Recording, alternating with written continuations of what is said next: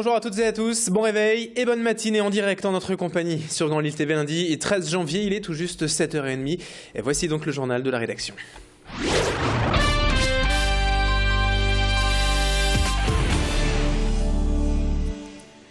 Avec un mot de sport tout d'abord dans cette édition et la défaite du LOSC hier soir à domicile face au Stade de Reims.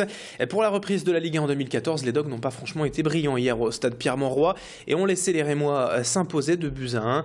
Après le match nul de Monaco vendredi soir, Lille avait pourtant là une belle occasion de s'emparer seule de la deuxième place du classement et de rester au contact de Paris. Un acte manqué donc et un simple accident, on l'espère pour le LOSC. Prochain match pour les Lillois, ce sera vendredi soir et un déplacement dans le Chaudron à Saint-Étienne.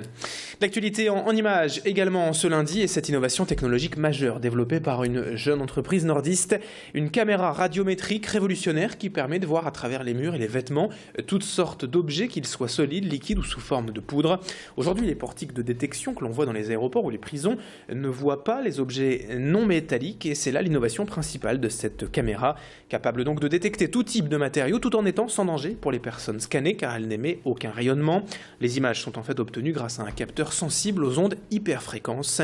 L'entreprise basée donc à Villeneuve-d'Ascq devrait prochainement proposer sa caméra aux aéroports, prisons et centrales nucléaires. Explication complémentaire au micro de Tanguy Lécluse. On travaille également sur le développement d'un produit plutôt grand public associé à un smartphone qui permettra à n'importe qui de pouvoir scanner le contenu d'un colis ou d'une lettre avec la technologie qui a été développée. Donc ce produit-là, il devrait voir le jour fin 2014, début 2015 et il arrivera en complément de la caméra qui a été développée ici. Une information politique, en bref, également à la une de ce journal en ce lundi. Et des élections municipales avaient lieu avant l'heure, hier à Lomprey, 2 mois avant les élections municipales en France. Le maire, vous le savez, Michel Losvelt, a dû démissionner en décembre après des soupçons de détention d'images pédopornographiques sur son ordinateur, ce qui s'est soldé, qui plus est, par une mise en examen. Et la première adjointe, Marie-Claude Verviche, a donc été nommée maire par intérim. Mais hier, et conformément au code électoral, les Lomprétois devaient aller aux urnes pour élire un nouveau conseiller municipal. Même si de nouvelles élections complètes auront lieu dans 2 mois en mars. L'enjeu était donc très limité pour ce scrutin partiel hier et la participation sans doute l'a été et tout autant. Dans le reste de cette édition, reportage auprès de l'Institut Pasteur de Lille qui lance ces jours-ci une étude en nutrition afin d'expérimenter un nouveau système de réflexothérapie.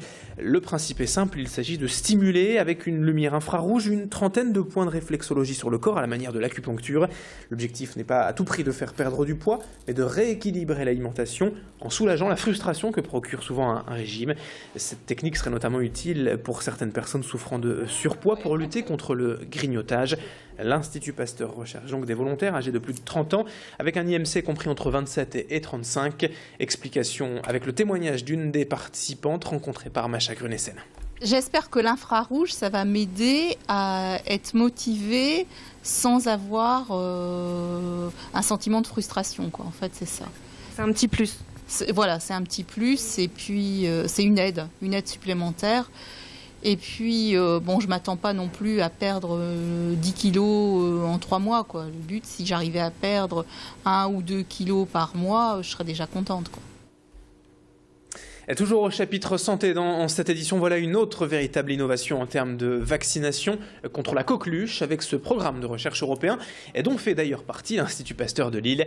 La nouveauté réside en fait dans le mode d'administration du vaccin par simple voie nasale sous forme de spray et donc non plus la redoutée piqûre. Il suffit en plus d'une seule dose contre 3 aujourd'hui pour protéger l'enfant, ce qui permet de l'immuniser dès sa naissance contre cette vieille maladie qu'est la coqueluche, qui est d'ailleurs de retour dans certains pays. Mais si les premiers tests sur l'homme sont déjà concluants, il faudra attendre au moins encore 10 ans avant de voir ce nouveau vaccin sur le marché. Explication complémentaire avec l'un des responsables de ce programme de recherche au micro d'Adélaïde Bollard. Ce qui est vraiment innovant, c'est qu'il s'agit d'un vaccin vivant qu'on donne par voie nasale. C'est une bactérie génétiquement atténuée, donc qui n'est plus dangereuse. La population cible pour ce vaccin, c'est le nouveau-né. Pourquoi le nouveau-né? Parce que dans les premiers mois de la vie, les premiers 2, 3, 4 mois de la vie, en fait, les enfants sont le plus susceptibles à la coqueluche et surtout à la coqueluche grave qui peut être mortelle. Donc 95% de personnes qui meurent de coqueluche ont moins de 3 mois. Et les vaccins actuels, malheureusement, ne protègent pas suffisamment bien des tout petits enfants, ce qui fait qu'ils font penser à un vaccin totalement nouveau pour justement protéger cette tranche d'âge. Enfin, la maison natale du général de Gaulle dans le Vieux-Lille rue Princesse appartient désormais ou presque au département du Nord. En fait, c'est la fondation de Gaulle qui en était le gestionnaire depuis sa réouverture en 2005 et avec ce transfert, il s'agit surtout de lui offrir un second souffle. Le conseil général sera ainsi chargé d'assurer l'animation et la notoriété de ce lieu en organisant des expositions et en améliorant la communication de cette maison devenue un musée. 2014 est l'année du centenaire de la Première Guerre mondiale, sera également l'occasion rêvée pour cette maison d'attirer de nouveaux publics. 2 projets sont d'ailleurs déjà évoqués pour cette année. Aymeric Sprit, le directeur de la maison natale du général de Gaulle, nous en dit plus. On va pouvoir capter des publics autres, pouvoir capter ou les publics que nous avions aujourd'hui, mais en plus grand nombre. Je pense entre autres aux collégiens par exemple, puisqu'on travaillait déjà avec les scolaires. Mais c'est vrai que bon, les collégiens par exemple, qui sont donc les publics cibles du département, nous allons pouvoir en effet les capter d'une manière beaucoup plus facile et donc envisager, pourquoi pas à terme, de au moins solliciter et proposer à l'ensemble des établissements collèges du département de venir nous rencontrer ici à la maison natale. Et c'est donc la fin de ce journal, 7h36 en direct sur Grand Lille TV. On se retrouve dans un instant pour la météo et pour l'infotrafic. A tout de suite.